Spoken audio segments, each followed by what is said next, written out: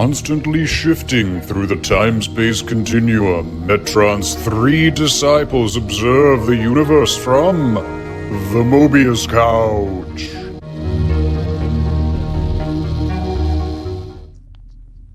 I'm on the highway to hell. On the highway to hell. Highway to hell. I'm on the highway to the Mobius Couch, a time-space interdimensional vehicle from which your three hosts talk Sacramento Kings basketball. That's Can't right. wait. B-ball, that's what we call it. Yeah, we're the nation's premier Sacramento Kings basketball. Light the beam, right, everybody? Yep. Who's even on that team anymore? Darren I Fox don't know, isn't. My joke Is that a real is falling team? flat. Who else is even? Keegan Murray, is he still there? How do you Anyway, even say that? How do you even Joe get on this Pat? podcast and not know that's real team? Joe, Pat, Who how is are you it? all? I'm doing great. Domantas Sabonis, he's still on the team. Something feels I a think little he's off still though. on the team. Let me check the dials because Yeah, I'm check pretty the dials, sure. check the I'm dials. pretty sure we're How dedicated. many times are we to going to the let him Sacramento drive, Kings. Pat? Let me check. Uh, Let me check. I feel pretty strongly. I can't fault him for shifting realities every once in a while. I'll just do a. Yeah, I mean, I feel pretty strongly we are meant to talk about Kings basketball, but let me just. Yep. The Mobius Couch, where we talk about comic books, You do such a good job with those I was just thinking insanely that I'm like, realistic beeping sounds. I'm gonna do a supercut of every time Al's done a. I don't know what you're talking about. These are the actual dials on the Mobius Couch. I always just do the sound effect in Jeopardy when the categories are coming up, I think. Oh, or is it okay. Something? It's like Oh something yeah. like that, you know what I mean? And they're like, oh, and like it's all the screens are lighting up or something. I don't know. I haven't watched Jeopardy in a million years. When I do it's it, in my brain. it almost sounds liquid. It's like Yeah. Anyway, the Mobius Couch. We talk about that was an important tangent. We are putting out some great content right now.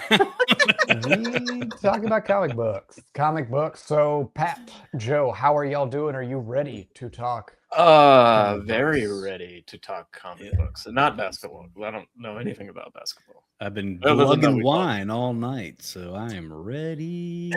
Oh, lubricated. Okay. That is ready to go. Well, ladies and gentlemen, tonight we are talking about an Image comic called Falling in Love on the Path to Hell, which is by Gerry Duggan and Garry with 2 R's Brown. Why are there 2 R's in Garry?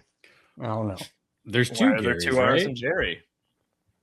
Oh, is it Garry and Gerry? I thought it was both Garry. It's Gerry or Garry. Is it Garry? It's Gerry.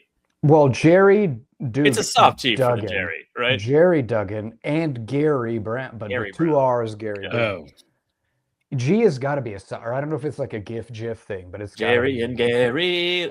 They're like Gerry. perfectly set up to have like their own theme song. I don't know what it is.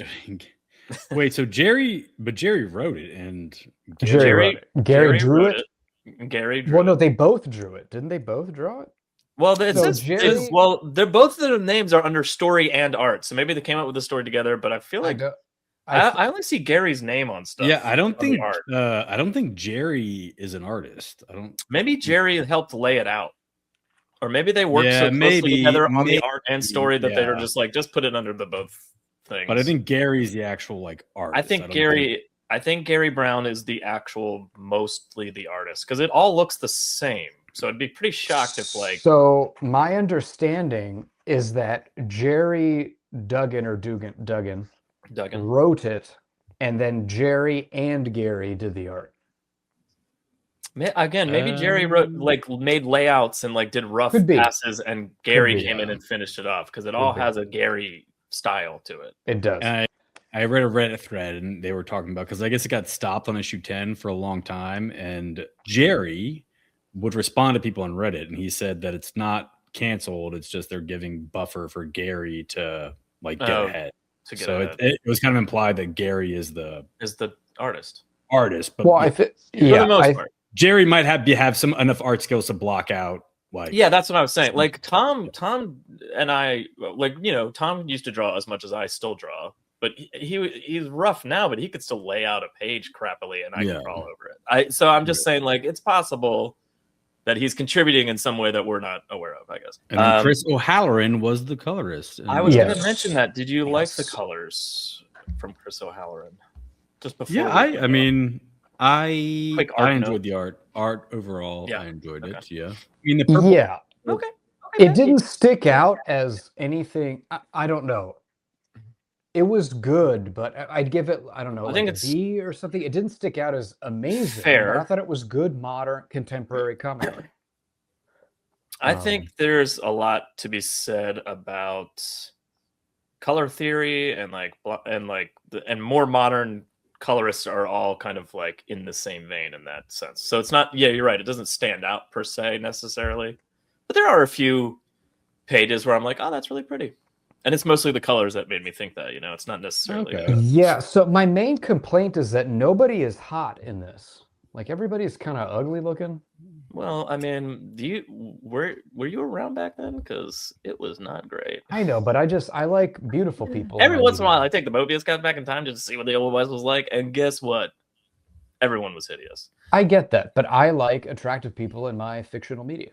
I feel Yeah, like If it's a crime, lock me up, you know. But if it's not, give me hot people in fiction. I feel That's like all I ask for. Mr. Gonzalez and Mr. Brandon may have been kind of cute, but we didn't really get to see them for too long.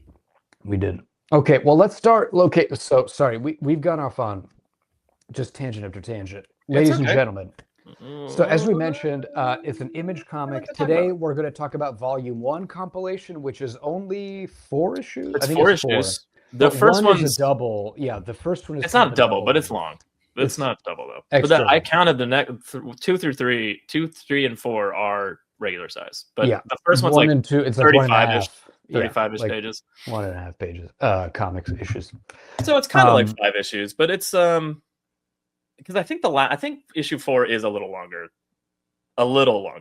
So I think between the two bookend issues, it's about 5 issues of a comic. Well, look, when you publish on Image, not under the DC or Marvel label, you get a little bit more leeway in how long your issues are. I like. Well, maybe I feel like it was a good. I mean, we can talk about this as we get there, or whatever. Maybe this is more of an after the show thought, but I think it was a good place to stop the story for the time being. You know, like to get the next volume. I thought it was fine.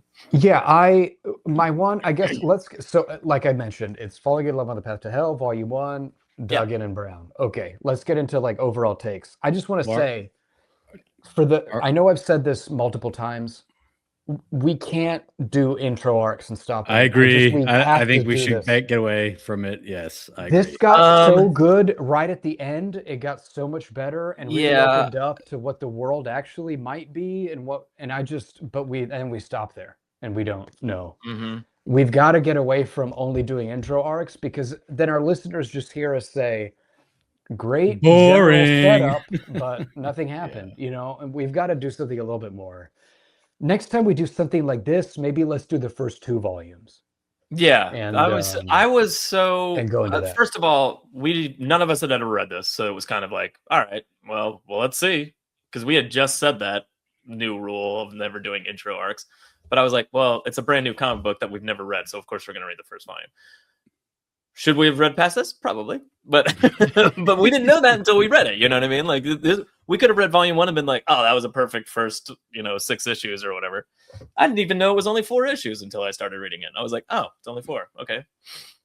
So shame on us, I guess, but with the caveat that I think we're, not having read it before, I thought it was okay. What's my overall take? I did kind of the same thing, Al, unfortunately. It seems intriguing enough that I would probably want to read at least one more volume. I would say that. But as of right now, I'm just kind of going, okay, pretty good art, pretty good story. Yeah. Like nothing crazy, nothing's smack me over the face going like, read this next week, or whatever. But well, I mean, these first 4 it. issues, right, were a lot of sort of like, well, this is kind of okay. Why am I reading this? And then at the end, it was sort of, oh, now it's kind of opening up. Great. But we stopped there. So it kind of felt like a little bit of a tease. Patty, you had mentioned you had read a little bit about what their doing, right? Or what? Is it a finite story, or is this going to be like an Invincible where it goes for like 20 volumes or whatever? You know? No, I mean, You know? I'm sure. I feel like most. I don't know. I mean, I would. I don't know. It sounded. Alright, I saw a Reddit thread that a guy asked if it had gotten the comic book store he went to said it got canceled after issue 10, and Gerry responded saying that's not true. No, it They're on didn't. hiatus because they're trying to get Garry's art. He's trying to, I guess, pad it so they can release issues more. Yeah, so they can get more consistently with the issues. Yeah, but as far as like story wise, I have no idea what happens after the issues we read tonight. Are we doing overall takes? This is your. This is the overall. Shine. This is the overall shine, take. Yeah. I kind of felt the opposite to you guys. I thought it started off really strong. I was really intrigued with the first issue, and by the end of it, I was like, I couldn't care less about what happens to these people. I don't care. I like their introductions were great. I was invested in both these characters. Yeah. I guess my big points are the gore and the violence. I appreciate like the fact that they're murdering people and there's, intestines being ripped out and all that stuff. I think I've just gotten to the age where like when they use violence, I like that when people use violence in a way that kind of like is a character beat or a story point. Like, versus just like, if you if you violently kill somebody, how it affects that person or how it affects maybe a side character's viewpoint of someone they thought was like a good guy, quote unquote, and they see this, brutal violence and how that might change the perception of someone.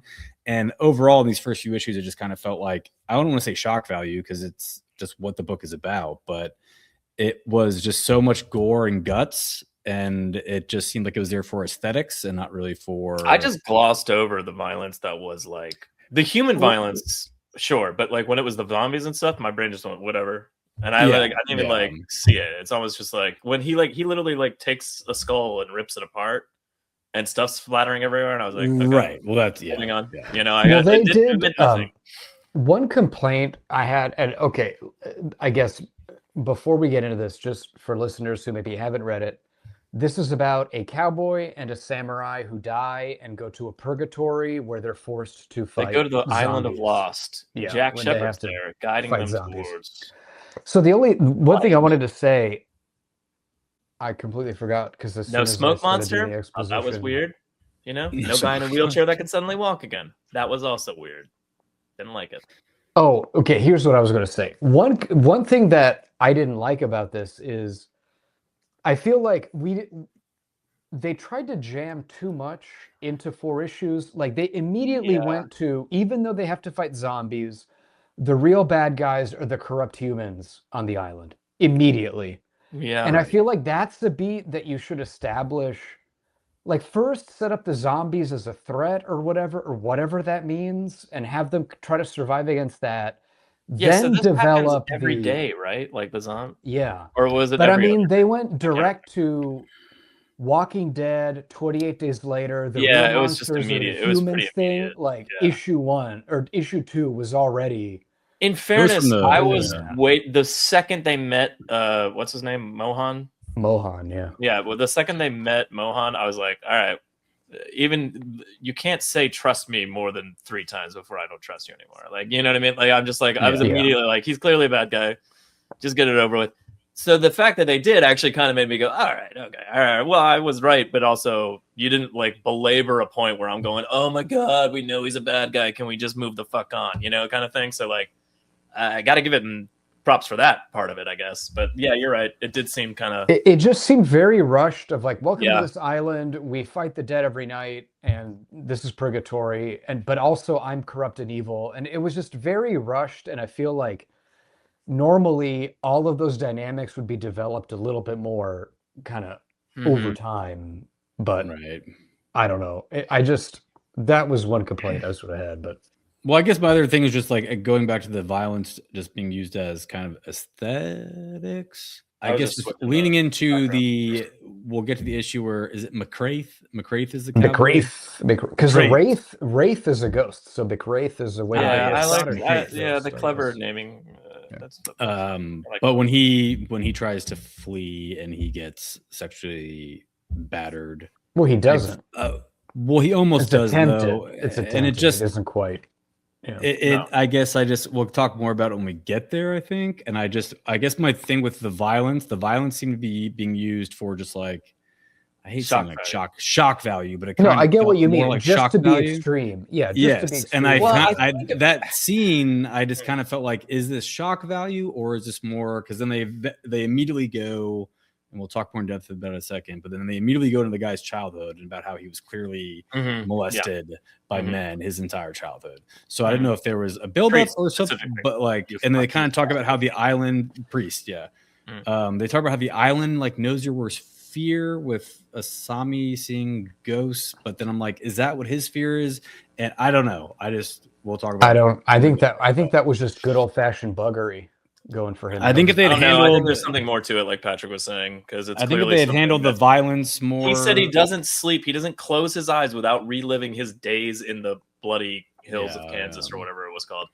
Like, Bleeding Kansas. Bleeding Kansas. Bleeding Kansas, which was the historical event, which was Kansas trying to enter the Union, but yeah. Okay. I had to look up all that stuff. I didn't know any of that stuff. It was very, I will say, you taught me some history. Falling in love on the path to hell. Good job. That's another thing. The names. What do you think about the name? It's a mouthful.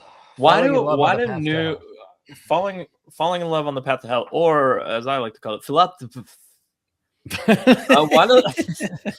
why do new comics like? I mean, don't get me wrong. I love Something Is Killing the Children, and also The Nice House by the Lake is also by the same person. So like and stuff like that. But like, there's a lot of newer titles that are either really really long. Or it's like saga, and I'm like, and it's the exact opposite. I'm just like, I've noticed with like modern comics, it's not just like blah blah blah, like a very normal like 2 or 3 word thing. Yeah. It's always like this. It's not like Batman, The Long Halloween, Dark Victory, Last Halloween. The Long Halloween presents the Dark Victory of the Batman. Yeah. Okay, well let's get started. I mean, because these are, again, it's just 4 issues, so let's kind of talk about issue 1.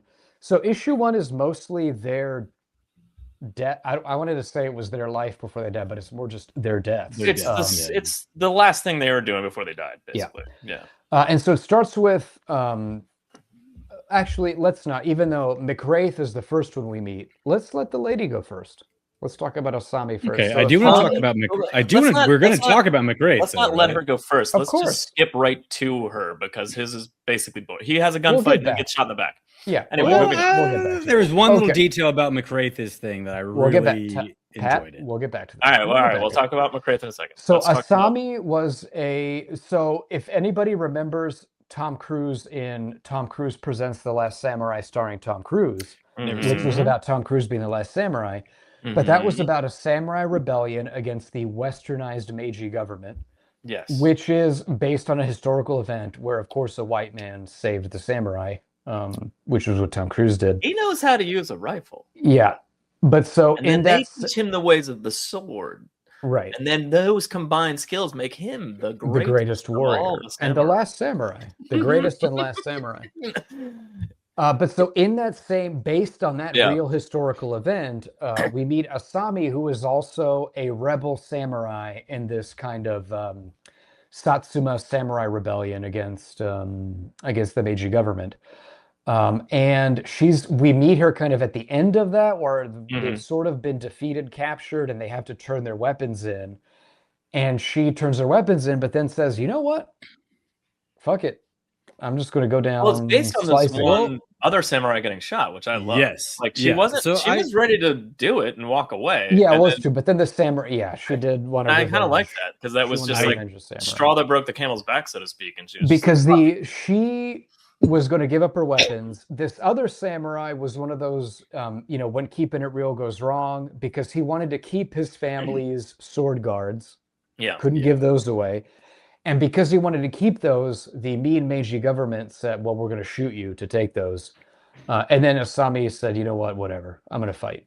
Fuck these people. Yeah. Fuck these people. I love her stomping the ground and having her naginata. Yeah, she stomped, flipped it. Yes, that's so fun. And it's such a small panel. I mean, I know it's hard to draw that. And it took me like a beat. I was like, wait, what?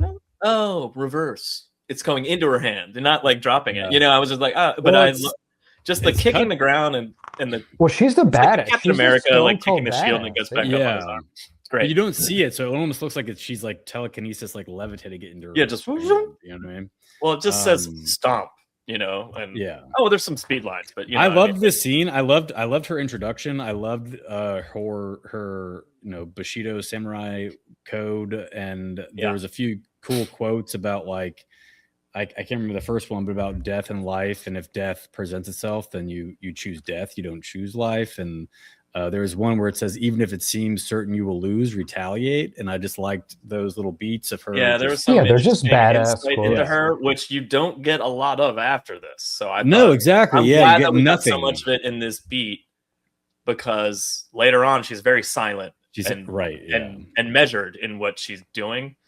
And like, which is also cool, but it's also very like, it's Snake Eyes-esque, you know, it's very I'm the ninja guy, so I'm going to be back here. But okay, I do want to say it's awesome, not, so to Joe's point, it's not cool when a woman is silent, it doesn't speak. So I just want to say that, Joe. I'm saying that's my problem with it. Okay. I wanted her to be, I get what they were doing. Like, they're presenting her as this, like, you know, very measured and internal human being, but you could have given her some inner dialogue or something, you know what I mean? Something, you know? But Patrick, that quote is, Bushido is realized in the presence of death. In the case of having to choose between life and death, you should choose death. There is no other reasoning. Yeah. I mean, that's kind of a badass. I mean, it's not the most practical. Like, it's not like not practical at all. It's not practical at all. It's badass. She chops the guy's hand off when he has the gun in it. I love that. I love her chucking her naginata. Am I saying that right? Naginata. Spear sword. Another example. She throws it into. She pins the guy to the wall with it. It's fucking fantastic. Yeah. There's little shit like that. Like, this is great. She shines the light into the guy's eyes to blind. Yeah, that I was kind of like, what light is bright enough to do that? Another example. This is something maybe listeners don't know about me, but you all know. One thing I love to highlight is how useless guns are in fiction. Yeah. Mm-hmm. And this is another example where somebody has a gun and she uses her spear to cut his hand off. And you'd think a gun could fire, you know? Like, why do guns not work in fiction? Why? I mean, you know what? I really want to just have that clip of Charlie and Mac and Sonny in Philadelphia where he's like, gotcha. And he's like, no, I jumped to the side. He's like, gotcha again. No, you know, like every time I'm just like, I think we should just play that every time we're talking about this.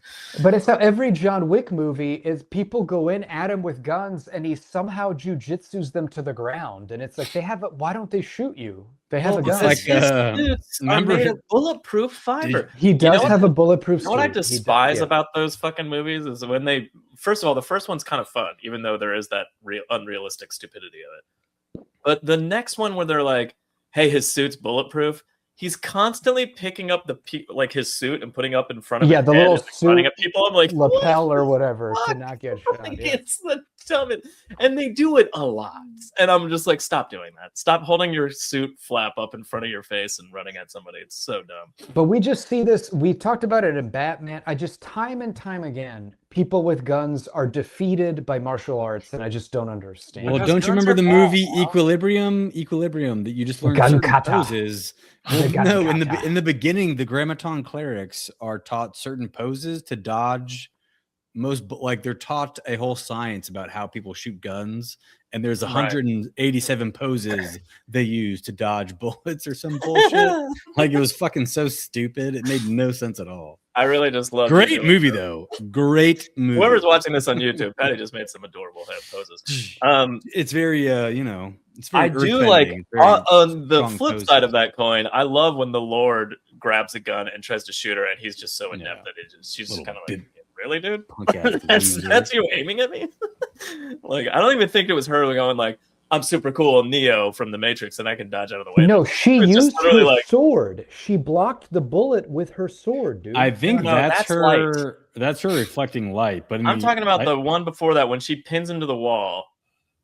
He shoots at her, and she's just kind of like, look, sorry, it was the wrong thing. Here, look, it bounced off her sword. Pang. Yeah, but I think he was honestly shooting her in the head. Yeah, before that, he shoots again, and it goes through her sleeve. But in that scene that you just showed, I feel like he tried to shoot her in the head, and it hit her sword by accident. She was like, "What the fuck?" Yeah, which is honestly, it's more impressive that he could hit her sword blade than her head. Like, it's actually pretty impressive. But he dies. He tries shooting her. He shoots one through her sleeve too. Like, he tries shooting her multiple times. Oh, and Patrick, He's just here, bad. He's just bad at shooting. That's what's funny Yeah. about it. Shooting a gun's kind of hard though, especially when you're using one hand. They're Well, really he's hard to also hold doing on it to. very poorly. He doesn't. He Yeah. has no grip on that. He's pointing it down. It doesn't make any sense. But Patrick, to your point earlier about the violence, I do want to say, in this context of sort of not really feudal, but like whatever samurai era Japan, Well, the very tail end of it, sure. But yeah, it kind of worked because it was. And I don't maybe mind it's it in this more- scene either. Maybe it's more related to samurai film and how it's portrayed there, but I feel like it kind of fits to just have a lot of beheadings and blood everywhere and gore and stuff. It kind of works with that samurai aesthetic of just chopping shit off and murdering people. And maybe I haven't watched enough samurai stuff, but like the one image of her like cutting the guy open and his intestines are falling out, and then the bottom of the panel is her sticking the sword through his jaw up into his brain. Mm-hmm. It was just kind of like, that's a lot. Like, I don't know. For me, it was just kind of like, did you have to make it that big of a panel on the page? Like, I don't know.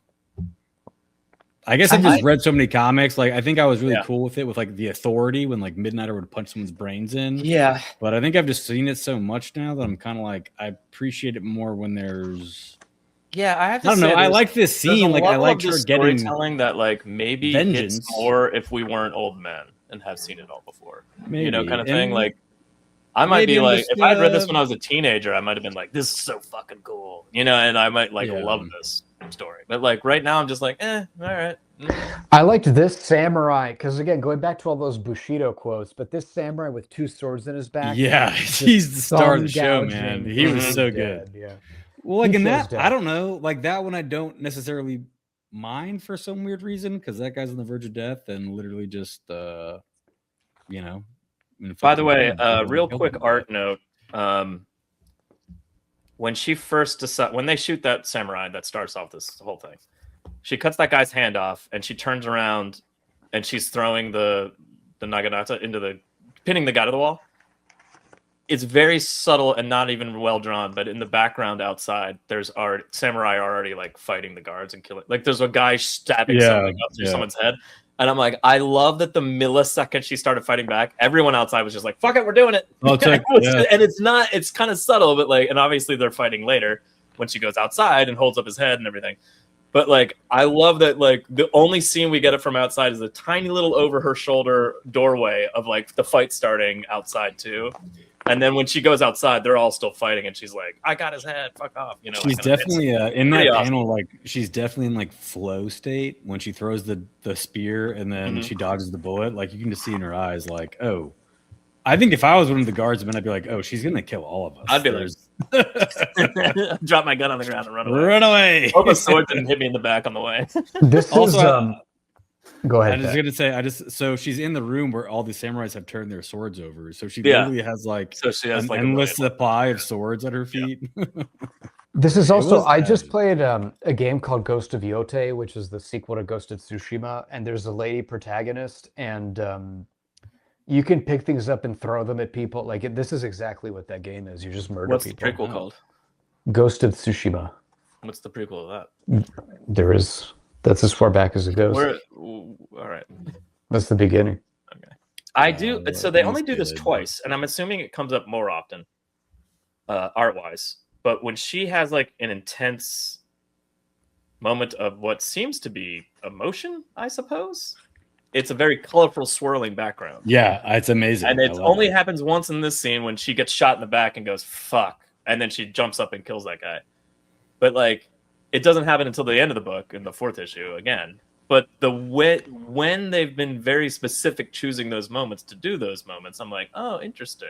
Maybe that's going to be like a motif they carry on further into the book, I assume. Yeah. And it'll be kind of interesting to see when that comes up again. Maybe it's like the island kind of claim. Like I haven't been able to prove my theory yet because I've only seen it twice. You know what I mean? If I see it a few more times, I'll be like, oh, it's because she feels an intense emotion in that moment or something. But that's what it feels like now. But I'm just kind of guessing. But another interesting thing it's cool when that's happened.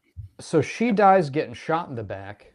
And MacRaith dies getting shot in the back. They both get shot. Shot in the back. No, she shot. I think she shot in the right side, and he is shot in the left side. I believe. I could be wrong. Yin and yang. You know what I mean? Yeah. Masculine and the feminine. You are correct. I do one Left side and right side. another writing note. I know we mentioned the not Hagakure, but whatever Bushido quotes that are pretty cool. Yeah. Another Duggan. I thought Duggan actually I liked the writing, not the dialogue so much, but some of the writing really stuck out to me. And as MacRaith is dying, the phrase he used is, MacRaith stole a bottle of whiskey from a bar and stumbled miles to where America vanished into the water. And I thought that was a cool phrase. Yeah, that was a cool phrase. That was a cool phrase. He's in LA, kind of the edge of America, the edge of the West, and Manifest Destiny. That's exactly what it brought reminiscence, or that's what it draws your mind to those thoughts of like America was expanding westward and it hit the edge, and that was kind of a cool idea. I love that too, by the way, is what I'm saying. Yeah, but I just like that little phrase of he stumbled to where America vanished into the water, like that cool beach, like that's the end of it. And he sees the island, and Asami also sees this mysterious island, and then they're sort of transported there. Yeah, they both kind of have, well, as Patrick said, for some reason in my brain, I thought they got shot on the same side, but opposite sides. But they both get shot in the back, lower back on the side, and then they bleed out, and they both walk towards the water. So, I mean, I don't know, is this, you have to die on the beach kind of a scenario? Because there's not like a lot I guess so. I mean, I guess you have to be chosen by the ocean, right? Or the corpse tide. The corpse tide. The corpse tide's got to bring you in, yeah. Interesting. I don't know. I mean, it was the shot of them from underneath the water. I thought was one of the pretty ones. I like that. It was cool. Yeah.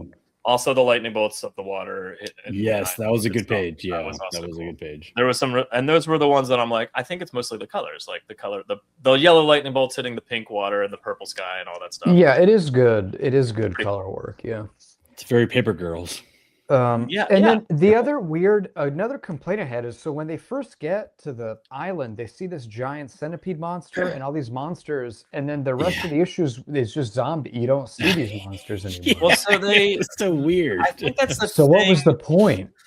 I think what you said, because they travel for like a day to get to where they are, or at least, or maybe another day, or I don't know. It's a while. He has them running for a while, to get out of there, Mohan. So I'm assuming it has something to do with this area is like riddled with these fucking monsters and shit. But if we get over here, all we have to deal with. No, I understand. And obviously they have a fort, like they have a wooden fort with stakes outside of it. So like it's clearly something that might keep cropping up periodically. But I think they were just like, this is a dangerous, wild part of the island, and we need to get over here. Well, I get that, but it's just like we never see them again, and they set up the island with like these horrific monsters. But they're like, well, don't worry about that anymore, because now you got to deal with zombies at midnight every day. It just felt strange. Every day. Yeah. Well, to add to your point, when this zombie shows up, it pretty much, in my opinion, I was like, oh, he's a bad guy. Like the zombie's like, has this guy been lying to you about there being no way off the island? I was like, okay, I feel like I'm gonna trust the zombie over this. I almost felt that was another thing that made me like not trust the normal dude. I feel like the zombie guy was in attacking him. He's like a dead. The implication is that like he knows that guy and used to be friends with him, and now okay. So you guys are in issue 2 now, so we should take a break. Are we doing issue 2?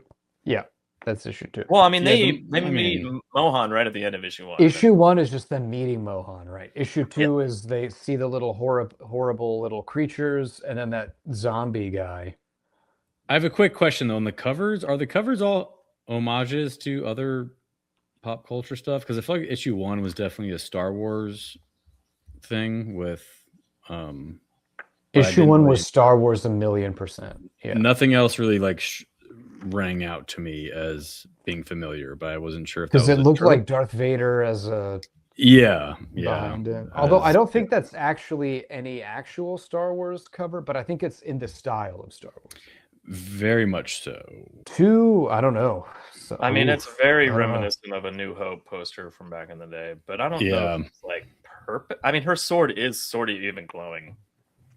I mean, yeah. I guess so. I don't. It's just Mohan's face on the second issue with the sun in his eye. I was like, that seems like it could be a movie poster. Yeah, I don't know if it's like an Indiana Jones thing or something. Yeah, maybe. It also, you know, it's funny. The Walking Dead does this a lot, where the lower third of the cover is zombies or something going on, and then like kind of like the upper 2/3 of the cover is like set back from that and just other things going on. I don't think they're homaging The Walking Dead per se. Like that's kind of recent for them to be I guess it's sort of not sort of long time ago, but you know, they would do that a lot. The zombies up front, at the bottom, and then like the background would be. I mean, Walking Dead was characters a doing solid. Walking Dead was like a solid 14 years ago, right, or longer? Yeah, I mean, when it's been a when while, the yeah. show came out, like Yeah. so the comic must have come out way before. Yeah, you're right. It's been. I guess my brain, like Walking Dead wasn't that long ago, but there's been like a million issues. It's probably started like 2003 or something. We are fucking old, you guys. I know. I keep forgetting about that. I know. I do too. I keep forgetting until I meet a young person. I'm like, God damn. When did God damn it. Walking Dead comic start? I keep forget we're not in love anymore. Oh my god! It literally premiered in October 2003. I fucking inadvertently nailed that. Anyway, yeah. But so I guess that's a fucking over 20 years ago. Like maybe they are paying homage to that. But I mean, I don't know. And it is literally MacRaith fighting zombies on the top. Zombies, yeah. So I was like, makes sense. It might just be a movie poster though that I don't. The other thing is they might have just more generally been copying 70s action movie poster aesthetics, you know, and not like not copying a specific. It might not be an homage to something specific. Yeah. It might just be like influenced by many things. Yeah. Okay, but so issue 2, like we mentioned, they meet this zombie guy who says don't trust Mohan, but then they kill him, and then MacRaith kills him. I'm like, why? They both. Well, Asami does the like cut his head off motion, which is kind of badass. She's kind of badass. But also, I'm like, why did you guys immediately side with just because of what the guy looks like? He didn't attack y'all, I don't think. He is. I mean, look at him. He's pretty. He is disgusting. He is disgusting. A hideous. I wouldn't want to be his friend. And Mohan, I know he's an asshole, but just physically, he's got a little something going. He's got a little like Indian Tom Selleck vibe. That mustache, that mustache, the thick pretty eyebrows, sweet mustache. Pretty sweet mustache. Yeah. Strong so jawline. I get why they would join him. Symmetrical face. He does have a lot going with him. Stubble. Oh, you know what, you guys? We skipped over MacRaith's intro, and I wanted to talk about it. So we're going to issue 1. Go back and talk about. Well, we did talk about him walking towards the edge of the water and dying. So I didn't know. So MacRaith, that was your moment, Patty. Is introduced. He's attacking like 10 guys. He kills a bunch of people in a church. It's only like 4. That's only but it's implied he's killed like 12 of them. There was like 12 originally, and now they're down to 4 or 5 people. Yeah. He gets shot, and when he's leaving, he dips his hand in the holy water and he takes a bunch of gulps and he drinks it. And then he gets blood in it. it. And the priest is, he's getting blood in it. And the priest is like, what the fuck, or pastor? And I just really loved that because it kind of tells you, like, I thought that was a good character beat for him that was like very quickly shown, and you didn't have to go into it. And then you learn later about his experience with the Catholic Church, and it's like, of course, yes, you're right, yeah. So it's just kind of like they do get that point across a tiny bit, because the reason they're in there is because they think they're safe, and then he just comes in and shoots them all. Right? So you're like, well, already he doesn't give a fuck about this place. He does not care about. For some reason, the holy water thing was like insult to injury, and I couldn't believe it. Well, because then I tried to explain that to Johnny. Johnny's like, so he drank holy water. I'm like, you don't drink holy water. He's like, you don't drink holy water? I was like, no. You just put it on your skin and you bless yourself. Yeah, you put it on your skin like that, Patty. Did you put that metal scepter in, and they throw the water at you during mass? Yeah. Speaking of scepter, so fucking weird, man. Patrick, do you guys? And then the little smoke boys come out, and then it's like Sailor Moon, Sailor Mercury with her fucking. That's what happened again. Okay. Yeah, sorry, so about Church Sanctuary, there was an episode of Gargoyles during the Avalon travel. Yes. Avalon doesn't. There was one where there wasn't there somebody who was getting a church sanctuary, and he was trying to get sanctuary from a gargoyle that was haunting him or something. Am I making that up? But there was something about someone trying to get church sanctuary, and then they drag him out at the end, and he. I don't know. The Avalon storyline went on for ages, and I remember the beginning of every episode would start like previously on Avatar. No, Avalon doesn't take you where you want to go. Yeah, every Takes you where you episode need started to with go. Avalon doesn't take you where you want to go. It Well, the takes thing you about where the you Avalon need to series be. is and then it was that- like, and then the episode is this, and that happened forever. It felt like forever, at least. All right. Well, Avalon wasn't a bad Probably 5 concept, and episodes. some of the episodes were fantastic. It was They were just really that cool. It was. but there was it also some that I'm Goliath. like, oh, we're still doing this. Well, it's Like, I also don't know. like, whose favorite character is Goliath? Like, yeah, he's the protagonist, but my favorite character was Lexington. Other people like Brooklyn Obviously, and Broadway and Hudson, and it's like you took away all the fun characters. Yeah, it was just him and it was just Goliath and Angela and Elena Angela. and Bronx. The Is her name daughter. Angela? I think What's so. her last name? Angela of Goliath. I don't think they have Mm. last names. No, she My was like, I'm Angel of the Detective Night. Montoya, but it No, wasn't- that's not. No, Angela is the gargoyle. Oh, Elena is that's right. Yeah. What was the police officer's name? No one knows. Elena. I like when the priest, after he's shot, goes, There's a doctor. Only it's he's basically there's a doctor right down the street. And he's like, get the fuck out of my way. He doesn't even miss a beat. I'm sorry, it's Elisa, not Elena. Elisa Maza. Elisa Maza. There you go. Okay, Anyway, I looked it up, back so to- I was wrong. It's Go not ahead. really about Sanctuary, but it was an Avalon episode, and there were Notre Dame and Demona and Taylog or Thalog are together for some reason. And That's anyway, what happens. Doesn't 'cause matter. She can only Doesn't have matter. fake Goliath. Hey, little quick art note as we get back in here after they kill that zombie. MacRaith starts to reach towards Asami. Am I saying that right? Asami? I don't even remember her name. Asami, yeah. Asami. But her hair is a mess of black little swirls. This you can actually see the scorpion if you look there. It's there. There's little legs and a little scorpion tail, like off to the one side. Oh yeah. I thought that was so cool. Like, because Wait a minute. Wait, which panel? Because I don't see it. It's the one where she's sipping the water in her hands. Like, you can't see it before that, but when her head is turned towards the camera more, Oh yeah, I the see it. tail of the scorpion is there. It looks like part of her hair. Like, you could. It's so close to being part of her hair, you almost I would don't have see it. never, ever noticed that. Never. But Yeah, it's just I see black, and I was like, well, the reason I went back, I mean, when he grabbed the scorpion off her, I was like, come on. And then I went back and I was like, oh fuck, he actually drew it. All right, never mind. I take it back. It's subtle as fuck. Don't get me wrong, but I really like that. It was a cool little well, let's put it there.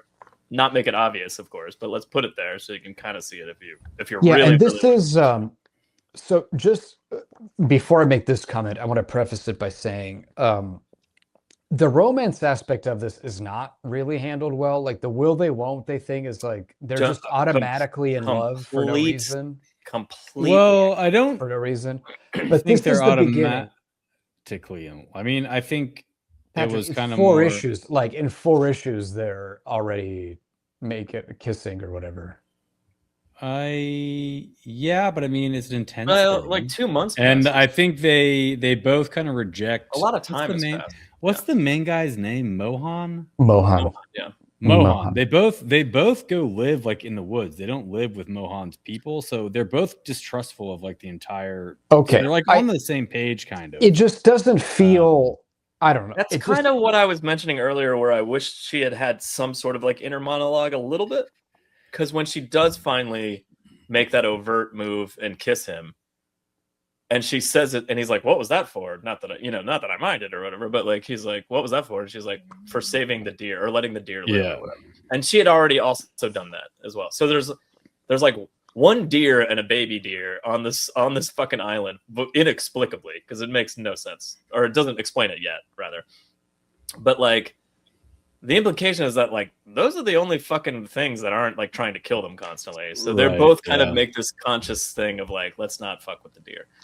And I think, and then like that being the thing that like finally tips the scale for her, where she was like, okay, well, I'm gonna kiss you now, seemed a little sudden and out of place. Like it's not like everything's it's not like too there's sudden. nothing there, but it's just that I wish there was a little bit more like substance. It's weird. It's like the one thing I disagree with you guys on, because like I kind of felt like they had a kindred spirit type thing going on, and then when I did too, but I didn't see They it both- romantic until not well, I feel like think, the romantic. I don't. part I of wouldn't it even was- say it's like romantic. Like I don't know. Was it romantic? Yeah, you're right. She Maybe kissed it's him, and it's then, about falling in love. So maybe we're like- just seeing the start of that. But she sees him leave the fight. Well, I mean, I don't know how are we going issue by issue? We're just jumping around. She sees him leave the fight, and she kind of is aware of him and what's happening to him, and goes out of her way. I think they had like a, the scorpion thing, and then the deer, and then the, I think there's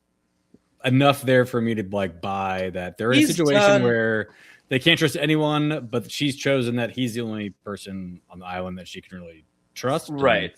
I agree No. with that. And he's done a couple of things that the scorpion makes thing. She immediately puts her knife at his throat and he's like, this is what I was doing. Calm the fuck down. And she kind of makes a move to be like, why aren't you fucking killing that scorpion? And he's like, you do your own. I'm not going to kill for you. Like you just do it didn't hurt me. It didn't even hurt you, by the way. So like, leave it the fuck alone kind of thing. And I think so. He's done these little measures of who he is as a person in demonstrations in front of her. Yeah. I just wish there was a little bit more from her angle of yes, that's the missing piece, which I guess or something like that. Like again, some sort of inner monologue or something. Who knows what happens after? Indicative of something more growing. I understand that point for sure. Yeah.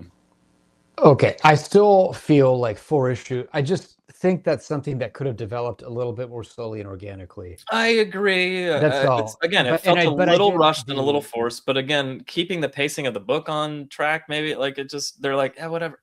We'll just get to the part where they start to fall in love, maybe, or I guess. But she cuts them a little branch to make them a walking stick because they're running through the crazy island for a while, and there's just little parts. Someone who has spent years on app dating, try to find someone. It's just that it would be 4 issues of these random people suddenly they're. Well, I mean, again, I don't think they're suddenly realistic. It just doesn't seem realistic. I don't think so. It's called falling in love on the path to hell. So that's the implication, is that they fall in love.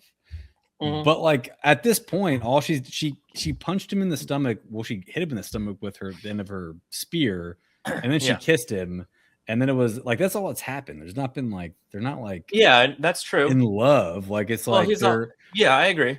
I think at this point it's kind of her just appreciate they're at a point now where they're a team at the end of this. I guess what I'm saying, Patrick, and maybe this is kind of what I was saying too, you could have accomplished that exact same level of camaraderie and closeness without the overt kiss. At the kiss, make it, so obvious. I get that point. Yeah. But so I just wish it was a little more subtle or something, or a little more slow. Yeah. But I mean, again, maybe she's just I give him a kiss because he's let the deer live. That doesn't mean I fucking love him, idiots, or whatever. But at the same time, also, we don't get, again, to your point, we don't get anything from her side, so we don't really know what her life was before this island and what her romantic life was. At that point, maybe she doesn't understand. I've been saying, at that point in time, they are. He says, "How long have I been gone?"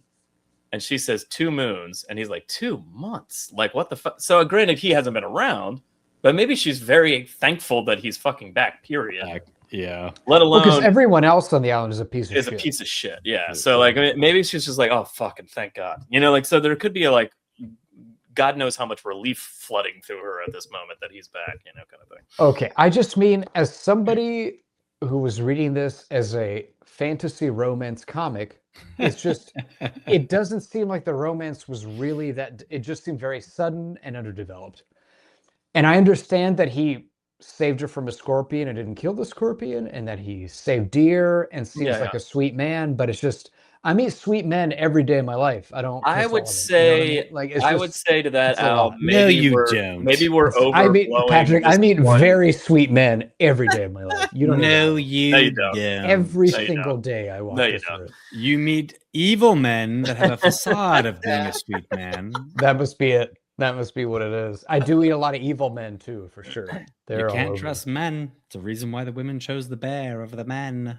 Yeah, obviously. There's a reason. Okay. Behold the twins. That immediately made me think of Zelda Breath of the Wild and Tears of the Kingdom, and I was just like, oh. It made me think of Naruto. Oh, Naruto. Okay. It's funny that you Well, in thought Breath you of the could Wild, remember it's me. not. It's a river flowing between two giant peaks like that. It's not actually a waterfall. Oh, well, in Naruto, it's a Oh, but waterfall. in the that first he's gotta visual we sit get, under. it's not super clear that's water. It almost looks like sky for a second. That's why I was like, what the fuck, Zelda? Oh. But so And then I this was like, water, oh, it's a waterfall. Got it. this water we learn flowing from the twins is the river Styx, and Yeah. which The is a river reference to Styx. Greek mythology. But when it dries up is at night when the zombies come out. Can I ask you something? Is the twins, and I assume this is the case, is the twins the giant, and you can barely see in this image, but is that tower in the middle of the island No. with like the beacon on the top? No, that's not the twins, man. That's a Oh, beacon. it's not? It's a beacon. I was assuming the twins were the two sides that the waterfall splits.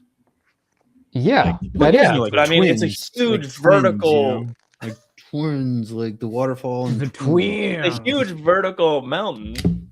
The only prominent feature on the island that we see from far away in that one shot is just like a vertical structure. So I was like, maybe it's that. Maybe, maybe if you climb to the top of the twins, you'd see like a portal to hell or whatever. No, but Asami goes to the highest point of the island later. She goes to her highest point that she can find. Is she Well, is but she on it's top of the not the- twins? It's not the twins. Maybe it's higher than the twins. Interesting. But anyway, that's the All I setup would say is Mohan. interesting to that. But Mohan gives us the setup of that he and this army of dead warriors fight off the zombies from the dried up river every night. And Yeah. MacRaith and Asami, you have to do this for the rest of your eternity. With Yeah, us. and it's, what the if you want to live, you Yeah. stay with me, and then and we're a ruthless band of killers.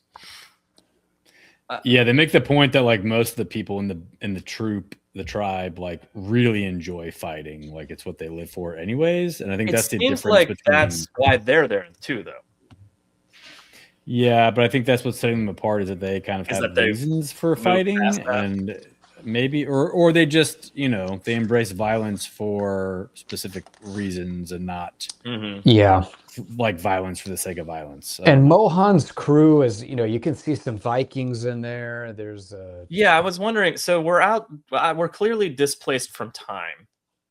for sure. But what I was wondering is, do you think this is present time in the sense that like there's not like a police officer there, you know what I mean? Like from our time. Well, it's hard So, to like, tell because Asami well, what I'm and- saying is the when you see like a Viking or a knight or something, have they been there for like hundreds and hundreds and hundreds of years fighting Well, and they're that's- still alive? Or are they like they just arrived a week ago because it doesn't matter time-wise? Like I don't when think we don't really have an answer. I know yet. that's why I'm asking what your theory is, Alessandro. My theory is that What do you think? that time is an illusion and it doesn't matter because That's what I would assume too. But then wouldn't you have like fighters from now showing up? Yeah, but with when them? was the 1877 was There should be a Asami's guy in a space death?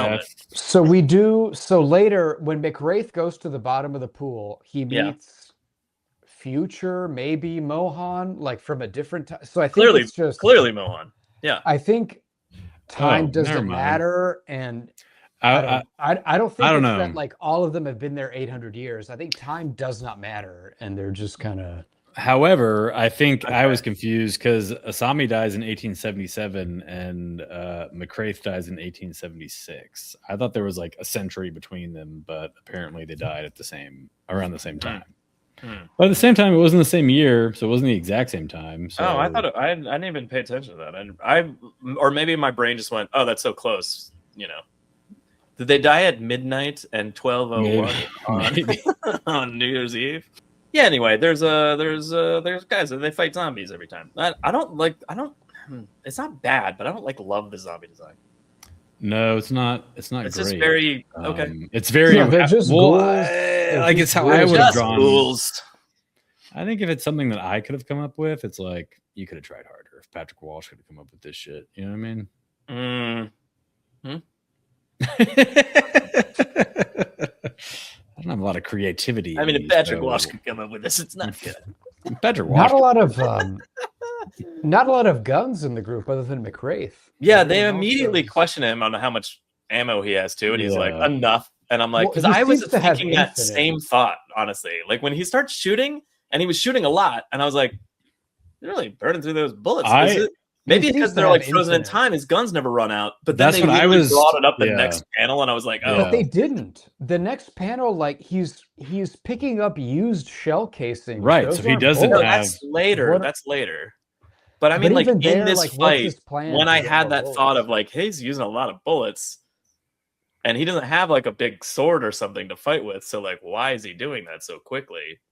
I And then literally came in up that like scene, the guy Mohan goes, "How many rounds do you have for that gun, my friend?" And he goes, "I got enough." And it was just like I literally was thinking that in my brain of like, "You're shooting a lot, buddy." Like 2 I was- seconds before that. I was too, and I was thinking that like the island gave him infinite ammo or something. That's like, what I it was thought magic for a or second, something and then like that, but and then that was quickly proven wrong. But yeah, but later on he does go to the dead tide, corpse tide, dead tide, Corpse tide. corpse tide. Corpse corpse tide. died. But he's after they come and loot the bodies away, he starts looking for like ammunition in the sand and stuff and finds some more. But like, But is he getting spent casings? Because that's not going to shoot. well, he only found like 5 fucking bullets when he did that. So like, Yeah. it's obviously not going to have.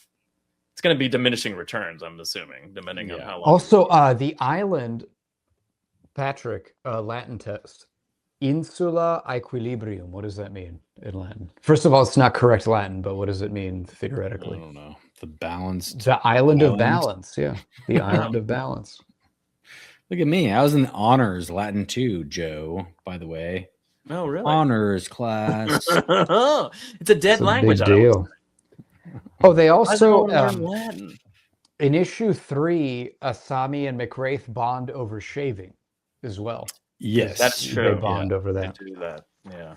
So I take everything I said back. Their love is so organic and well thought out. Look at that. They shave each other. So there's a also zombie crawling look at away. this dead cock right here. I know. Look at that. Look at that. Look at that. By the way, dude.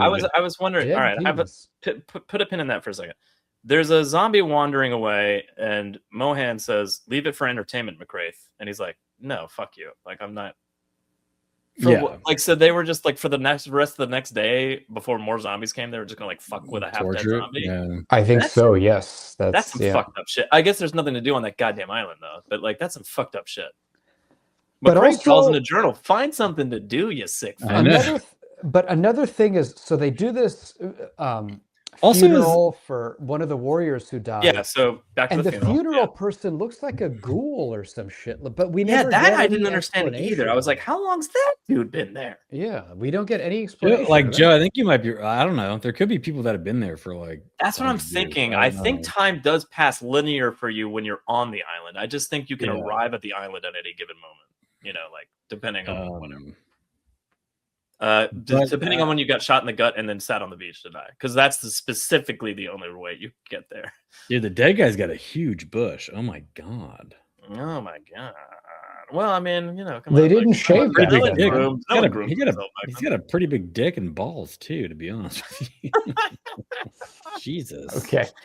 What, Okay, so I let's, was wondering this. Do you guys think because of our quote unquote in quotes friend the zombie earlier that they murdered on the horseback, and he clearly knew MacRaith from like before he was a zombie, do you think this like funeral pyre thing that they do now is like, oh, let's not let that happen again? Oh, You probably. think I he's thought there was a MacRaith reason. kind of for going? it, I mean, yeah. I'm sorry, not MacRaith. You mean Uh, Mohan? Mohan, yeah. You mean Mohan? I think Mohan's like, let's burn the bodies from now on. Because they, Like, they go through a like- whole like the bodies are rinsed with fresh water and cleansed with oils, and then they burn it. It's like a whole ritual they do. Yeah, they take everything Yeah. useful off of him, you know, and then they honor the dead with symbolically healed with the island's most beautiful flowers. Also, the pyre is a architectural.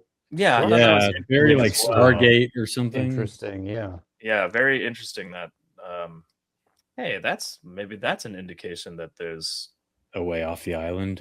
just also future shit on the island too. Yeah. You know? And then Yeah. the next scene, I want to talk about the next scene because so Asami goes bow hunting and she sees a deer, but the deer has a child, so she doesn't shoot it. That deer had a child.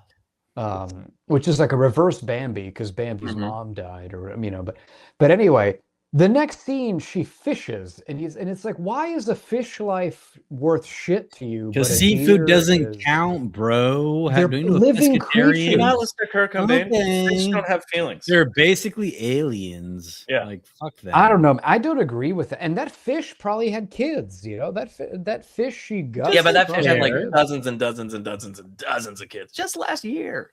They eat their own kids, Al. They eat their own kids. Deers So don't do that. polar bears. I don't know. Deers- like polar mammals bears? eat- So do Philadelphia. I would say I feel like polar bears don't do that. Do polar bears do that? They do No. that. Also, Silicon Valley billionaires famous. I feel like with their own hamsters- children yes. to reach immortality. That's very true. So it's something a Whoa, lot we're straying into politics. Beep, beep, beep, beep, beep, beep. Stay on comic books, please. I would say fuck anything that could breathe water, Al. You know? Those fish aren't looking back at you with the doe-eyed, beautiful, soul-filled eyes of a deer. But if it's Aquaman, then you literally fuck him. Am I right, Joe? Am I right? You know what I'm talking about. You know what I'm talking Or about. Aqualad, You know what I'm talking maybe? Patty, you know what I'm Tempest. talking about. You know Aquaman's down there going like, boop, boop, boop, boop, boop, boop. All right, let's just see where I can put it now. See what I can put it in. Okay.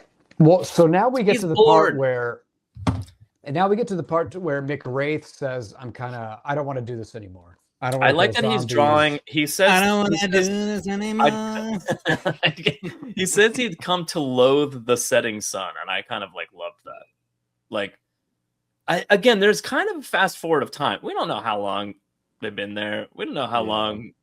It's not Well, like enough she chose to for- make a bow on the second day. Like Yeah. this is something she's doing over time, you know. So, it does feel fast with the romantic part of things a little bit, but like at the same time, I feel like there's enough like. If he's there Also- long enough to regret, like loathe the setting sun, he's done this quite a few fucking times. You know what I There- mean? Like, Yeah. Yeah, And yeah. I also like I- they say the heavens and the stars look wrong. And Yeah, then, I like, love that The too. moon, the Yeah. moon is like a skull howling. It's a Yeah. skull. Yeah, it's a thing, skull. Which is Jack like, yeah, no Skellington, shit. yeah. That ain't Isn't right. it like an alien skull too? What were you Yeah. gonna say, Patty? Oh, well, I mean, they've been doing it long enough for him to. He has a full blown like panic attack when the Mhm. next zombie attack happens, and this is a man that's been like murdering people for the better part of his life, I guess. So they've been doing this for a while, where his body is like, "I'm done. We're done with this. Yeah. Just walk away." I do love that when he like whispers no, and then the next panel he's like it says no a little louder, Yeah, and that's when his hand no like more. seizes up, and he can't even like he can't even take his gun out of his holster, Yeah. like, and he's just like no more, and he's like I'm done. And this fucking This closeted homo tries to stop hillbilly him. with an axe back there. Just Jesus Christ. So first off, you don't know he's in the closet. We don't. He could be Oh, openly gay. You don't know. Very possible. My I don't think gaydar. penis has anything to do with it. I think they're just like, listen, we gotta put it. Yeah. Yeah, he's a gay Republican. Well, he's definitely a Republican. Picked it up. But I just mean Asami is the only woman we've seen on the Silence, so everybody's gay. Like everyone. I on think it's Island more is. like Is that the what women happens? don't last Is very that what- long. I think it's like a. And prison Asami's the sitting. only woman to immediately not live with them and find somewhere else to go. I think. Well, I don't know. I She think very it's- quickly establishes, and they kind of say this, but she establishes a place on the cliffside where she can see anyone coming and stuff. So she has like a very protected place where she sleeps. And MacRaith doesn't even learn that until like later on. He's like, "Oh, that's where you've been hiding," kind of thing. Like he has no idea where she is either. I mean, So I I feel feel, like it's just like the reason she's not been, you know, taken advantage of in the worst possible way is that she's clever and knows how to hide, you know, kind of thing from all these. yeah, but I think generally Mohan's group it really has prison vibes. So MacRaith leaves the battle. Yeah. Guy tries to stop him. Immediately MacRaith punches him in Mohan's the like, stomach. follow him Mo- with two other dudes. Mohan's like specifically he says take Mr. Gonzalez and And Mr. Mr. Brandon.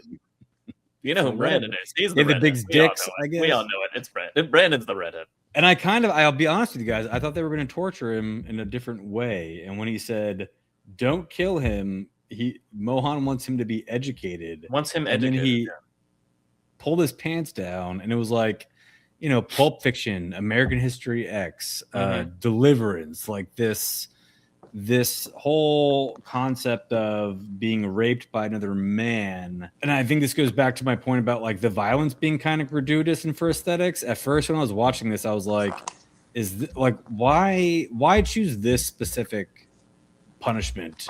And also the joy that the other men take in raping him. About like the one guy says, "You awake? Good, because I really want you to absorb something." Like, well, I don't know. It's Lord teaching is that no matter how tough it gets here, life can always get worse for you. It's just confusing for a gay man for me, because I'm like, they are these badass warriors who are like the epitome of masculinity, and they're like, let's fuck this guy. Yeah. So again, I don't.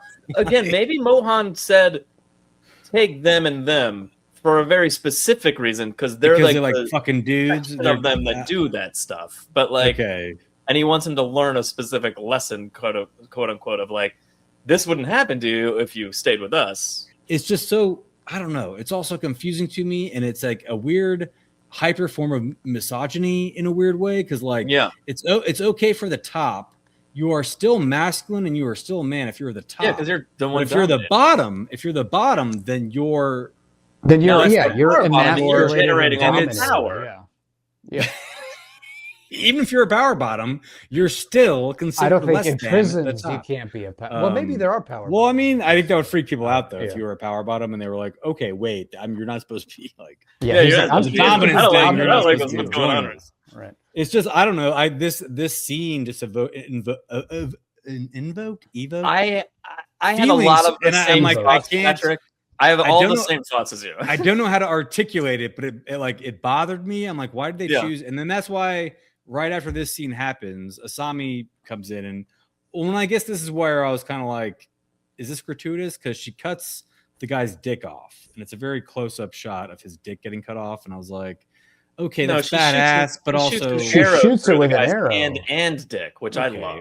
Yeah. well, I didn't look that closely at it. I didn't realize it was an arrow. She chops the guy's. Um, She chops Mr. Brandon's head in half, which I assume it's Mr. Brandon because he's Well, and I left later because the guy who got his hand and dick shot through with an arrow, the Also other guy died. was like, he made a comment later Just as kill he was him. helping him. He's like, Yeah. well, at least it wasn't a barbed arrow. You're fine. I'm like, well, okay. I mean, great. He says, "Kill me, Jack," and he goes, "Yep, that's a hell of a thing." He did, Fortunately, her tip wasn't barbed, and then he pulls the arrow out. That guy dies Yeah. though. No, He does die eventually, but I think from just like blood loss or who the fuck knows. But so like the way that all went down like was very gratuitous to me. But then Asami like nurses MacRaith back to health, and the next issue starts, and you get a flashback of MacRaith's childhood, and he's raped by priests for like his entire youth. So I think it's then I was like, interesting is that there he more held- to that she held this, back on or the is one. there? Right, yeah, that she didn't kill off. I thought that was an them. interesting move. Like we mentioned it earlier with the violence of like they choose when to be violent or not, and she saves him. But once he's thoroughly saved, she kills one guy, inadvertently, eventually kills the other guy, but initially just shoots him with an arrow. She has her sword at the other dude. Like his pants are down around his knees, and he's on the ground. And she has a sword at him, and she just goes, And she "I just got lets him the live. Crave now. I'm gonna walk away." And he goes, "All right, it's yours." And then I thought that was interesting that she didn't just go and just chop his head off in that moment, because I would have. Yeah. And However- but Patrick, But to Patty's point, like, yeah, is there more to it? I don't know. What do you think? I Do you guess we have to read more, but answer I your just own don't. question, I would say, or just based on what we've read so far. Do you think it has more to do with So it? I would say it doesn't, because I know that Asami goes to like a Stonehenge monument and sees kind of a ghost from her Right, past. yeah. Mhm. But it's still, Mohan's crew just doesn't seem Doesn't. like part of the island's retribution. That's They just kind of seem where, like yes. their Yeah. own That thing. I agree with. Yeah. That I agree with. So that's what I mean is, even though MacRaith has that in his past, I don't feel like the island did this to him. Patrick, this goes back to, going back to like classical times. So in Greece, right, Greece was very accepting of homosexual behavior. But even so, they had like clearly defined relationships between who was quote like top and bottom, who was Right. giving, who was receiving. Typically, the person receiving was the younger, and sometimes even like in a pedophilic level, younger than Yeah. the older person penetrating. But it was not like it was not frowned upon. It was like part of their culture. A little bit later in Roman times, they took a more like for you to be penetrated was actively like despised. If you enjoyed getting penetrated, that was not cool. You know, in Roman times, it was more about whether it was a man or a woman. As long as you were doing the penetrating, that was the masculine, okay way for a Roman man to act. But to be penetrated was to be unmanned. So it's just like a hyper. It's like a. It's just like a. It's a hyper misplaced masculinity. Yeah, but it's like a misogyny. It's like misogyny against men. Like it's like yes, because the other angle of it, because you're the woman. You are the woman if you are. Because and this goes back to in Greece and Rome, in both cultures, even though again they viewed homosexuality a little bit differently, but one thing they did view the same is that women were less than men. Greek, like classical Greek culture, viewed women as cattle, basically. You could not have an intellectual human relationship with a woman because they were not on the same level as men. But I just mean in those cultures, Patrick, like to be penetrated is to be less than human, to be cattle, to be an object that's to be used. Yeah. So if you're doing that to another man, it's like, it has nothing to do with the gay part. It's really just about like that dominance over another person. Right. Now, and modern, what it does to them by modern making them less times than. Now, I don't mean to connect that because like modern prison culture is different than classical Greece, obviously. Yeah. But I do think some of that idea of like this classical idea of hyper masculinity and what it means to be dominant and to be male translates a little bit to that. I agree. Yeah. And so if you're getting, especially if you're receiving it, especially against your will, is just like a man outmanning you. We need to put like I need to put like a warning before this conversation starts. We need to just delete it because I don't know. I clicked the not for kids on the YouTube videos. Well, again, back to this fictional work. I think, I don't think those men trying or attempting to abuse MacRaith was the island's way of teaching them how to like move on or like become. But as we see in the intro of 4, we see like a quick flashback of him having endured that at some point. All I'm saying is there might be a time further in the story where they do address that specifically in terms of something he has to overcome. Is that one of them? I don't think so. I agree with Al, but like maybe that was a good lead in to them revealing his history. You know what I mean? Another point I want to make, and I don't know if I'm giving Duggan too much credit, but there's a typical version of this comic is Asami gets gang raped or attempted to get gang raped because she's the woman. She's the only woman on the island. Yeah. So maybe Duggan is consciously saying, you know what? In my version, it's the man who gets and that's what attempted. So that's where I was like hoping. Like I think when I was first reading, because the rape happens and you learn about his past, and then that's what kind of like it had me thinking. And I just at first I thought it was very kind of distasteful, but that's a very good point of what you just mentioned. And I don't know, it just at first I was because I think also the Shia LaBeouf stuff is on my brain, like the gay panic thing. Like anyway, I don't know why he did it, but the point I wanted to make is just that there's a lot of versions of this comic where it's that is a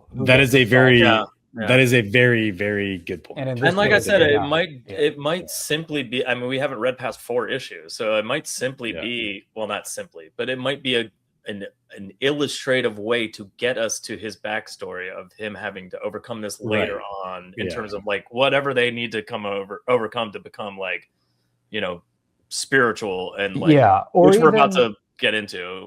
Or even just a way to like, how can I get the readers to really hate Mohan's group? Oh, yeah, that's true. Yeah, that's I don't know. So MacRaith's next decision, like, I get that he doesn't want to look over his shoulder, but why go back to the camp? Like, it's not good for you there. I don't know what his plan was. Oh, by the way, and I don't have an image of this, but like when he wakes up, that's one of the only other swirly background emotional. Oh yeah, like when Asami was. His isn't quite as colorful as Asami's, but there is like that background. But also, when Asami sees that ghost, it's kind of a similar background behind him. Yeah, the ghost has it too. Yeah.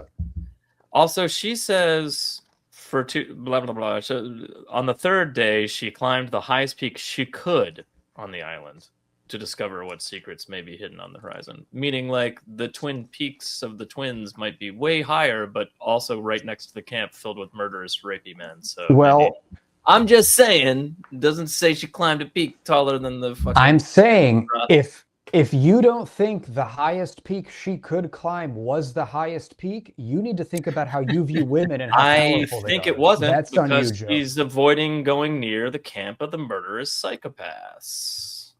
She just found a peak close by. So unlike MacRaith, who walks right back to the camp of psychopaths. Well, you know, he's looking for bullets first. You know, no big deal. And then he gets jumped again, and jumped again, buddy. You knew why? Why is this a surprise that would happen? That was bonkers. Yeah, I'm like, well, it's funny that you mentioned that because, like, in the church. My initial thought when he gets shot in the back and dies, and he eventually dies from that wound. One, I'm like, you didn't stumble out into the street and like get sewn up because you're a badass. Like, that's usually how that would go in like any other comic book or story. But he just dies from that one back, getting shot in the back by some asshole, some random asshole kills this supposed badass, right? But then when that happens, I was like, man, you didn't like make sure everyone was dead before you like. Yeah, that seemed like an oversight. Granted, he killed them all very quickly, so he is clearly a badass on some level. But I was also just like, seems like a dumb way to die for someone that's supposed to be really cool. And then later on in this scene, he's like, "Oh, that guy's tied up," and he just turns his back on the other guy and starts talking to Mohan. I'm like, "What are you doing?" Well, first off, these guys like, and then like immediately a noose gets thrown around his neck, and they're like, "You didn't check the ropes, you idiot!" And I'm like. He is an idiot. This is the second time I've thought he was an idiot. You know, Joe, one causes death, and the other one causes death in Deathland. So I don't know if you've read the book Super Forecasting, but one of the points they make is that okay. Well, it's about forecasting future events, but anyway, I have not read a real book since like 2017, 2018, I think. Okay, just so you know. Okay, I'm not proud of it. I'm not proud of it. It's just you keep asking me if I've read a book, and I'm like, no. You also read very different things. I read 99.9% fiction. Yeah, I feel like you read like really fast and you retain knowledge a lot. So that none of those things are true, but I just want to say that one of the points that book makes is that the best indicator for future behavior is past behavior. When did you read this book? 5-6 years ago. Oh, and you don't retain knowledge. So like when I bought this book on Amazon Kindle, it like showed me their books I bought, and there was a Neil Gaiman book that I had read from front to finish, and I don't remember anything about it. I don't remember. Which one was it? Like, is it Crooked Little Vein? No. Wait, that was Neil Gaiman. Is it American Gods? No, it was one where it's like the other world, where it's like garbage people, and there's like garbage people. Fucking market. There's like Netherworld, maybe. Yeah, maybe that's it. Yes, or maybe it's not Netherworld, but I think I know what you mean. It's something like that. I was like, I don't remember ever reading this, and I read the synopsis. It's like, oh, I did read this, but I couldn't tell you anything. I mean, Neverwhere. Have you read a book? Yeah, have you read a book and then forgotten you read it and then read it again by accident? No, I've never read it again by accident. But sometimes I'll forget that I read a book. Yeah. I read this book, and then like years later, I was like, I mean, I owned the book, and granted, I own a lot of books that I'm like, oh, I'll get around to reading that. Like, I have like a stack of books I want to read, right? But this book, you know, had been moved. I'd moved a few times, and maybe it got shuffled into books I'd read or something. I was like, I don't remember reading this. So I started reading it, and then I got like halfway through, and I was like, I remember all of this. It was a short, quick novel. It's not like it's a crazy thing, but at the same time, I was like, I've definitely read this book before. But yeah, that's happened to me more than once. Not, again, a very similar situation, but still. Anyway, he falls into the river. Wait, what was the point you're making with the book? What did you say again? Oh, just that the best predictor of future behavior is past behavior. So because he was an idiot in the past, he would also turn his back on people in the future because that's how he acts. Yeah, which is dumb. Yeah, which is my point. But that was my main point. He gets thrown. What he's doing is dumb. So he gets thrown to the bottom of the river of the twins, and it's hollow. Like it's a little hollow. And Yeah, you fall through that it. was kind of cool. I loved that. I did enjoy that because I didn't know what was happening at first. Like he sinks down. There's like a full page spread of him like plunging into the water and sinking down, and his hands like oh. And then like the next page is him like hitting the ground. I'm like, wait, what? And but the image of the water, like a dome of water above him, as he like fell through it, was very. I don't know. I kind of liked it. It was cool. And because he's as confused as the reader, and it's just like, what the fuck is going on? You know, kind of thing. I like the visuals in this world. I like the giant yellow flower. Yeah, there's some cool shit in here. I like that they're. So again, Patrick, to what me and Alessandro were saying in our overall takes, this is the part where I went, interesting. There's a lot more things going on here than is sort of on the surface. So I'm starting funny. to kind of like. I was starting to get like, okay, all right, I'll see. I see where you're going here, Gerry. This is the part where I was like, I don't care about any of this. That's fine. I did find it interesting that it was Mohan that was like, "Are you lost, my friend?" And he's like, "I know that fucking voice." You know, I like. So there's parts of that. It wasn't just that this new intriguing thing had happened. It was just that like. Because you could easily just be like how you were feeling and just be like, what the fuck? Just get back to the story. But like this part, the fact that it was Mohan, and then it was like, he's like, oh, a guy named Mohan did this, and I thought that was you, and he's like, oh yeah, I did used to call myself that. Well, if I'm still calling myself Mohan, then I'm probably not enlightened like I am now, you know, kind of thing. And I was just like, that's fucking interesting. The part that I enjoyed about this was that. The reveal of like you're not trapped in this purgatory hell, and that the four ways off the island are basically like Avatar, the last Airbender, earth, air, water, and fire. But I liked how he was like, by fire it is wicked. If your soul is pure, you will pass. Like, don't do that one. Don't do fire. Right. And then I'm just like, oh well, it's gonna be fire, obviously, you know. But like maybe not. I don't know. Well, he's already passed through water, you know. So like, you know, maybe this is like the first step. You know, or whatever. But I thought that was interesting. You know, there's little pieces of that I'm like, okay, I kind of want to see where that goes. You know, but yeah, he comes back out, and I love how the one dude that sees him walk out of the water is just like, what the fuck, you know, kind of thing. And then he's just walking through the woods, and then he stops the one guy from killing the deer, which I thought was cool. Yeah, just that's what gets him the first kiss from Asami. Yeah, that's what gets him that little. Peck on the. You got the crazy background when they do the kiss as well. Maybe it just means anytime there's a high passionate moment. Yeah, I think it's just a moment of importance, right? But specifically, I didn't. Not that I didn't notice it when she was seeing the vision on the mountaintop thing, but like it was black and dense and not like this colorful burst. You know, like right. The two moments that I was speaking of is the kiss specifically, and when she kills the man that killed her. In the beginning, you know, so like there were intensely colorful moments. So I was just like, okay, and it was the swirls and stuff. So I was like, okay, I wonder if this means something pertaining to what she's experiencing in that moment. I guess the one on the mountaintop does count, though, even though it's like dark and twisted. And then there's again, as we figured out, the third instance is when he woke up from the memory of his childhood, which is traumatic. Yeah. But yeah. So he reveals to Asami that there is a way. Was also revealed that Asami speaks English or a little bit of English, so she's understood quite a bit of what they've been saying for the last several months. I don't know. Yeah. Mm-hmm. And she gives a tiny bit. She says a little bit with a little finger. She goes a tiny bit. I did like how it ends. I did like the very last like panel was because he explains how there is a true way off the island, and then it says Asami did not welcome the feelings MacRaith awoke in her. She stood upon the precipice and knew that life would be more difficult now that she felt hope. She had felt hope. Yeah. And then the lightning hits, and she goes, "Tell me," and like one of her eyes is just like pure yellow from the lightning reflection, and really cool. Yeah. So Well, it's tough. It's like Bane said in The Dark Knight Rises, hope is the toughest prison to break out of. Yeah. It's a powerful force, hope. Yeah. Those blue lanterns. Al, do you remember anything that you experienced? It's ridiculous. Like fucking. Did I tell you guys? Did I tell you guys that? I think I've told you this.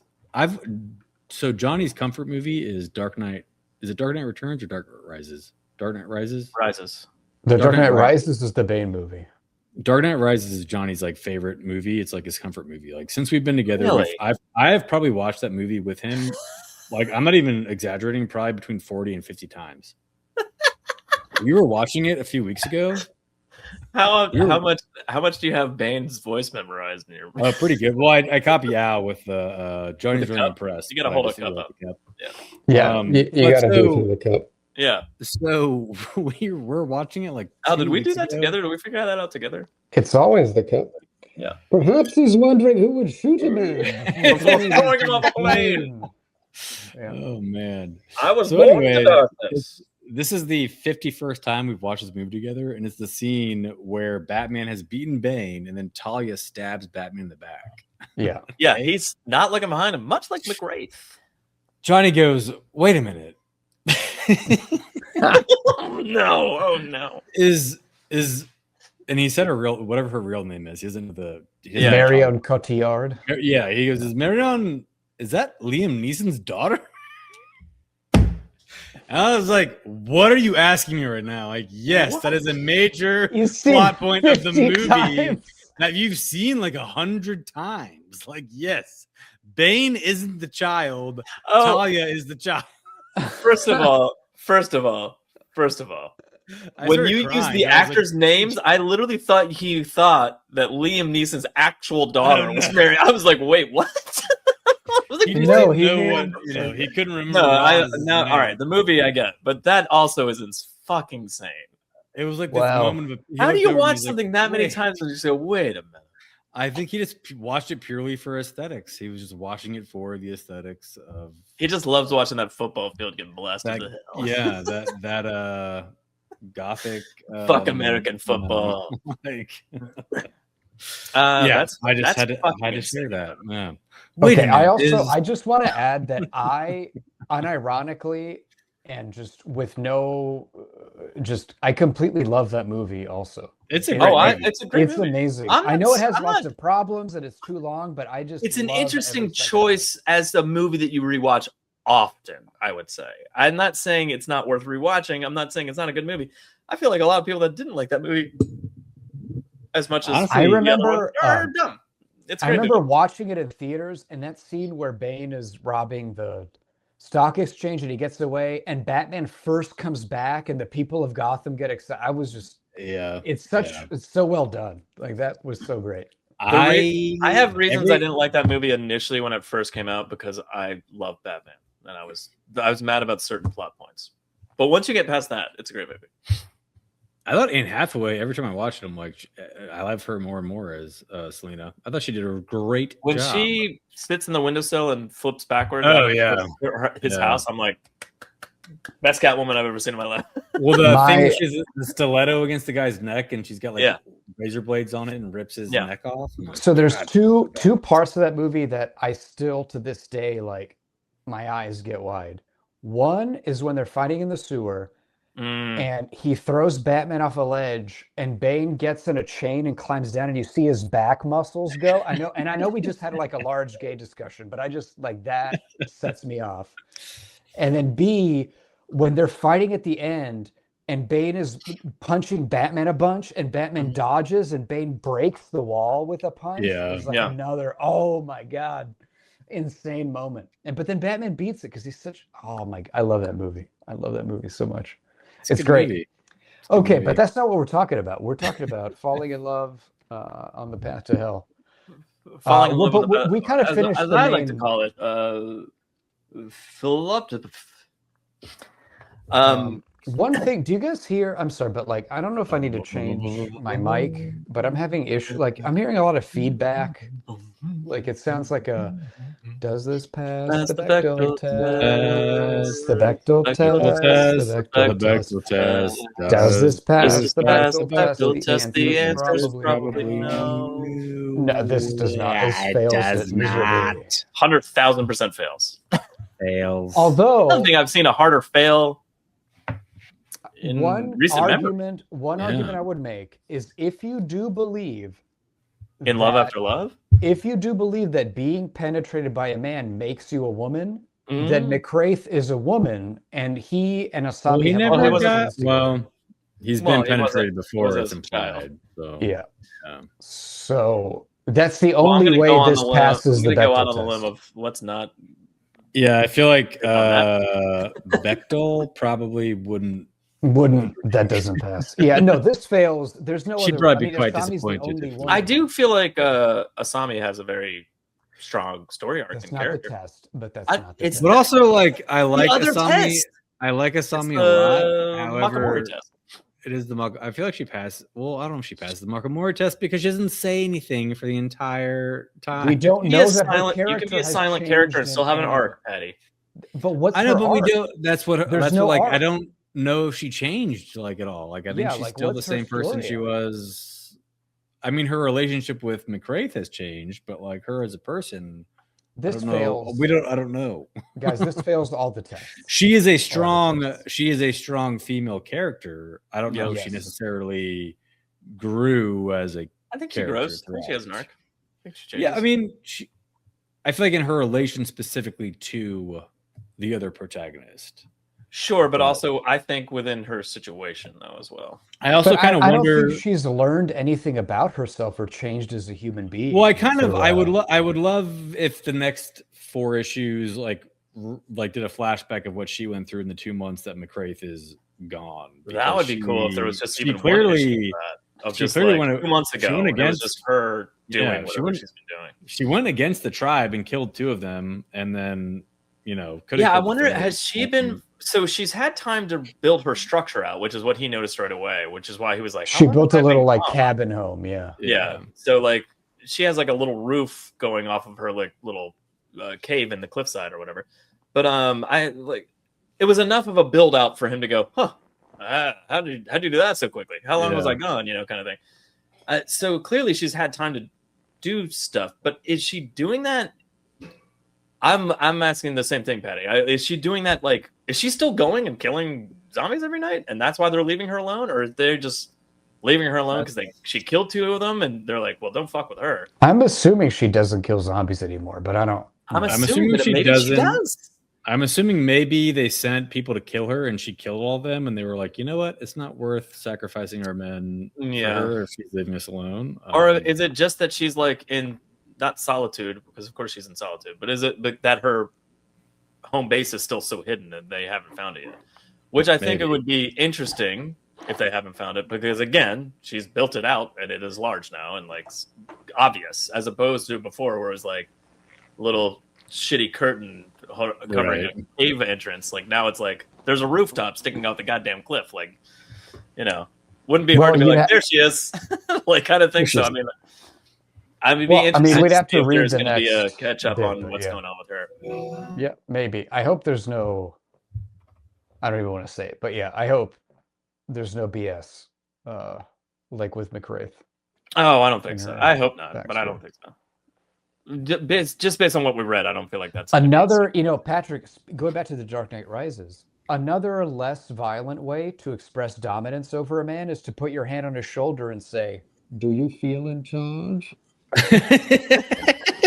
That's another way to express dominance. I was born in the shadows. You merely adopted the dark. Okay, I think we're pretty much done. We're done. What do you recommendations? Recommendations. I don't. I kind of wanted to recommend it because I love an indie comic and all that. I sort of don't want to read the next one. I don't know. I don't recommend it. An indie? Well, Image. Well, yeah, it's kind of indie. Well, whatever. Non-mainstream. Non-main. I would say anything not DC Marvel is kind of not mainline superhero comic. I guess Image gives, Yeah. clout still. But I wouldn't. I don't know. I kind of wasn't that taken with this that I would read the next one, so I wouldn't recommend it to anybody. But a lot of people I've read like it, so I don't know. It didn't seem great to me. So I wouldn't recommend it. I also would not recommend it based off these issues. It's one of those, I think I've given this kind of spiel before, but if one of y'all were to keep reading it and came back and were like, no, it really gets phenomenal, like it's really amazing, I would go revisit it. But there was not enough here for me to be like I said in my, overall take, like I kind of couldn't care less what happened to these people after this, or the mysteries of the island, or future Mohan and how it relates to past Mohan, and I don't care who the zombies are. Like there wasn't enough. Yeah. Okay. I felt like the beginning was very strong, and my interest waned. Like the first five or six pages, I told Johnny, I was like, oh, this is like really good, and then like by the end of it, I was like, I don't care about any of what's happening. So the art's good, but overall, I was going to say I'm going to go a little more long-winded just because we need to touch on this. I really liked the writing. There were some moments that were good. I don't love the dialogue, but like a lot of the narration was good. The narration moments were good, I think. I liked the pacing. I wasn't like, again, there's moments when I was like, is he just going to never run out of bullets? And then they're like, no, he's got, you're going to run out of bullets, kind of thing. Like, so like every time I had a question in my mind, it was sort of answered right away. So I appreciate that on like a meta reader level of like when I'm reading the comic, I'm not getting bored because the second I'm questioning something, I'm getting the answer basically. The romance part felt a little, we've touched on this, but it felt a little too fast, but like maybe I'm giving too much credit to that one kiss. Like maybe there is a much longer road of them falling in love. So I'm willing to kind of just go like, well, I'll table that for now. So like that part, I'm like, okay, well, I'm liking it. Patrick, I agree with you on a lot of what you were saying in terms of like the beginning is stronger in terms of me caring for the characters right off the bat. And I do sort of fall off with like how much I care about them falling in love, which I feel like is based on the title, kind of the point of the story. Which then makes the whole zombie stuff and not having much of what's going on there kind of the backstory of what's going on. So I was like kind of forgiving in sense of like, well, just let that part go. And if there's more from that later, they'll tell me when I need to care, kind of thing. So, but I don't know. I guess I'd give the writing like a B+ kind of a vibe. But I liked the art a lot. It was fun, modern art. It was pretty sketchy, which I enjoy sometimes, not all the time, but I enjoyed it here. I liked the color work, as I mentioned earlier. So there was a lot of good color in it. But yeah, I also don't think I would, I don't, well, that's what I'm saying. I just wanted to touch on some of the parts that we usually talk about because we kind of just went right to like, I don't like it. But I would say I wouldn't recommend it based on this one volume. Yeah. That being said, I probably will read like the next volume just to see if I liked it enough to kind of see where it will go, see, like I'm willing to give it like a shot, like based on, and like, so maybe that is something but still based on this one volume, I would be like, no, don't read that. Like there's a million other things. Yeah. Maybe this is like I know I've likened it to this like already, but something is killing the children and is like gets you into the story like right away. Like, it's just bam, and you're like, whoa, what is crazy? And only when that story started to get more fleshed out that I started to kind of peter off and be like, okay, this is still good, but not as good as that first bit. Right. This is kind of the opposite of that. I feel like this is like has strength and legs if I give it a chance to reveal that to me, but so far it hasn't. But yeah. So yeah, also not a recommend, but at the same time, I would say if you're reading it month by month, maybe it's fun and reading one volume and then chopping it short, like maybe that's what's selling it short, kind of thing. But yeah, that's how I feel about it, I guess. I think you got to really make those first like 5 or 6 issues really like. Those are the most important issues. You really got to capture the audience. Maybe the volume really did need like a issue more or issue 2, like a 6 issue kind of volume to like kind of really get us to keep going. But the more I think about it, the more I think comics, it's like anime. The first 4 issues or episodes are just you got to get through them, but they're not good. And then it's 5 when you realize, oh, I like this series.